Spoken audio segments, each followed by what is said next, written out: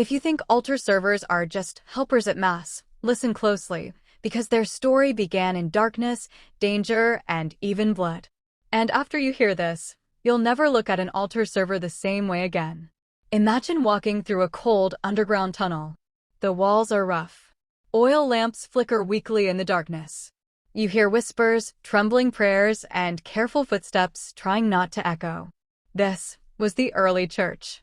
Christians hid in the catacombs because celebrating Mass in public could mean death. Roman soldiers hunted them. Many were arrested. Many were killed simply for loving Jesus. Yet, even in this fear, the Holy Mass never stopped. And beside the priests stood young helpers, the very first altar servers. These young servers weren't carrying candles for decoration.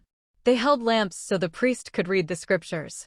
They weren't standing still for beauty. They were watching the tunnels, ready to warn everyone if danger approached.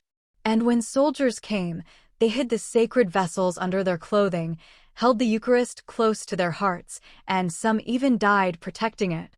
The church eventually gave them a name, acolytes, those who follow closely. They were chosen by the bishop. They carried candles, guarded holy vessels, helped the sick, and stood beside the priest during the holiest moments. Saints rose from this ministry. Martyrs too. Like young Saint Tarcisius, who died rather than allow the Eucharist to be taken. Here's the part no one tells you.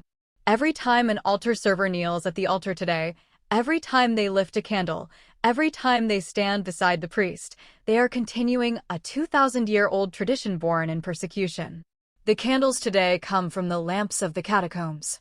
The discipline and silence come from those young guardians who served in danger.